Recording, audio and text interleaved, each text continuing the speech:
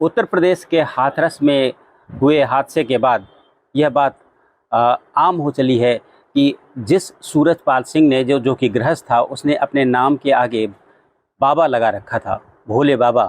कहीं न कहीं जो हमारा हिंदू जनमानस है, वो बाबा के शब्द के साथ साधु संतों को जोड़ लेता है। शायद यही वजह है कि साधु संतों में भी इस चीज़ को लेकर बेचैनी है। हम इस वक्त मौजूद हैं प्रयागराज के बड़ा उदासीन अखाड़े में। पूज्य यहाँ के जो संत हैं, उनसे बात करते हैं कि लोग, गृहस्थ के लोग जब इस तरह अपने नाम के आगे बाबा लगा लेते हैं और उसके बाद में भोली भाली जनता उनके साथ जुड़ जाती है और उसके बाद फिर इस तरह की घटनाएं होती हैं मिसमैनेजमेंट की वजह से, तो ऐसे लोगों की कैसे स्क्रीनिंग की जाए और कैसे इस समस्या का समाधान निकल सकता है। महाराज जी, आपसे जानना चाहेंगे, विषय तो बहुत गंभीर है, चूँकि इससे गृहस्थ लोग इस नाम का इस्तेमाल कर रहे हैं जो अनुचित है। जी, आपका सवाल बहुत ही उत्तम है। समाज में पहचान होनी चाहिए, कौन साधु है, कौन साधु के वेश में या नाम लेकर छद्मधारी हमारी भोली भाली जनता को ठग रही है। इसके लिए जनता को, भोली भाली जनता को सचेत होना चाहिए और सरकार भी इस पे गंभीर रूप से चिंतन करे कि छद्मधारी जो संत के रूप में, बाबा के रूप में जो प्रचार प्रसार करके भोली भाली जनता को ठग रहे हैं, ये गलत है और इसको रोकना चाहिए। जबकि हमारा वेद शास्त्र, जितने भी ग्रंथ हैं, सब में संतों की महिमा, जो संत हैं उनकी महिमा का गुणगान किया गया है। और रामचरितमानस में भी जो छद्म भेषधारी हैं, जो संत के भेष में रावण आकर के सीता मैया का हरण किया, इसका भी वर्णन है। तो यही उसी रूप में ये रावण के रूप में छद्म भेषधारी जो हैं, इनसे है जो भोली भाली जनता को सचेत होना चाहिए। और भोली भाली जनता सचेत रहे, बल्कि इस पे है जो सचेत सरकार को होना चाहिए, प्रशासन को होना चाहिए।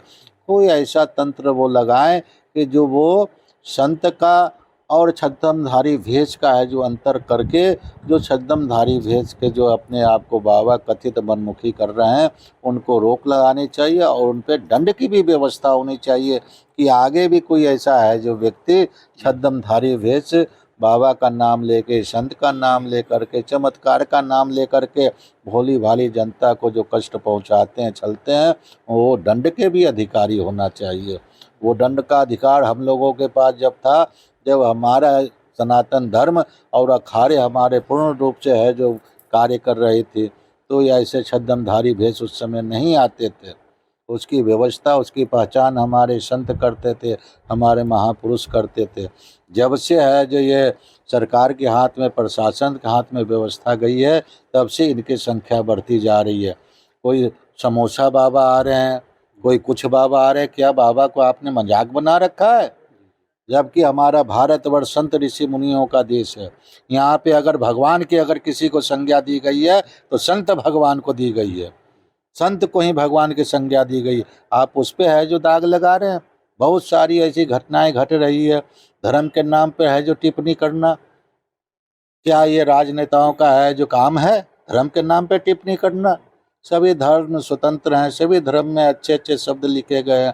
आप आपस में धर्म में टिप्पणी करके आपस में मतभेद फैलाना चाहते हैं। महाराज जी, प्रशासन या सरकारों का, पॉलिटिकल पार्टीज का ये कहना है कि ये काम तो साधु संतों का है, इस पे आ गया है। साधु संतों को आप पूरा अधिकार दीजिए दंड देने का। अगर हम उसको है जो बैठा करके उसकी भेष के अनुसार उसको है जो दंड देते हैं, उसको समाज से बहिष्कृत करते हैं, उसको है जो शासन प्रशासन मान्यता दे।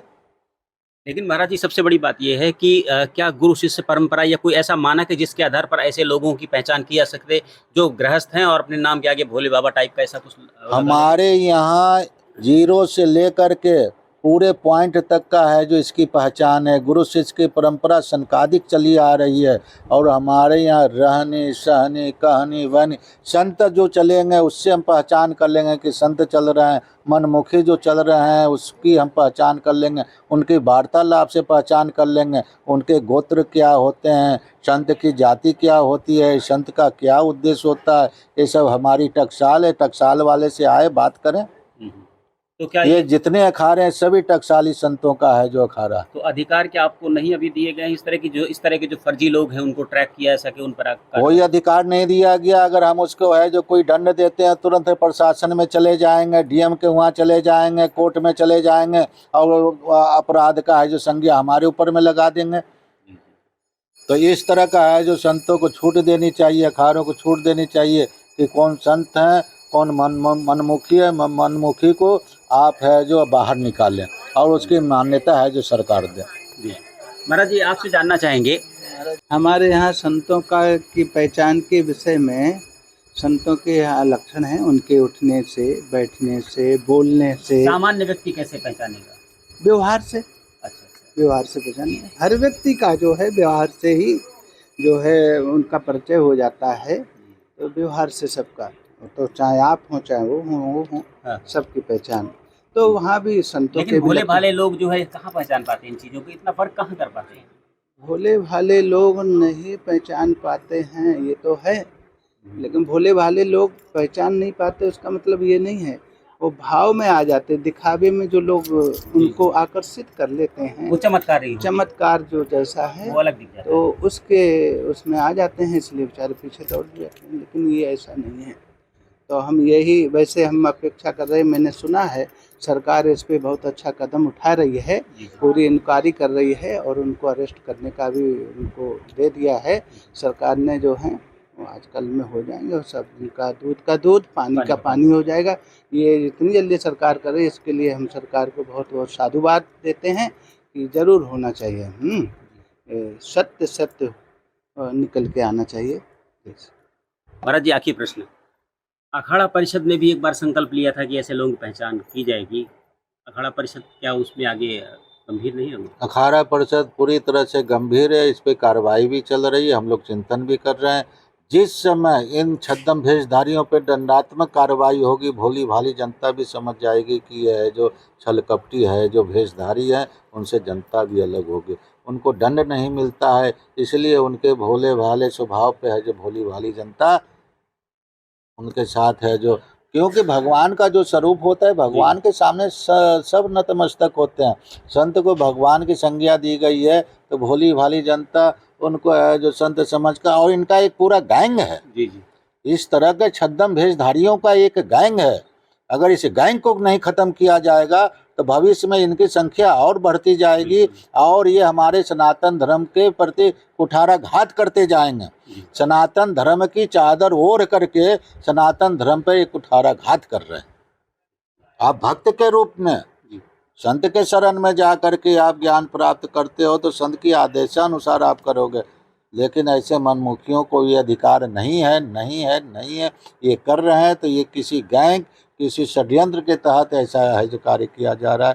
इस पे सरकार गंभीर रूप से, राज्य सरकार, केंद्र सरकार, संसद में इसकी चर्चा करके संतों को है जो देना चाहिए अधिकार कि आप महाराज जी गुरु शिष्य की परंपरा जो हमारी है, जो हमारे संकादिक चले आ रहे हैं, उसके लिए आप प्रकाश डाल करके सही संतों को आप है जो जनता के सामने दें, ताकि जनता उन संतों का आशीर्वाद, उनके उपदेश का अनुसरण करते हुए अपना जीवन धन्य धान्य करें।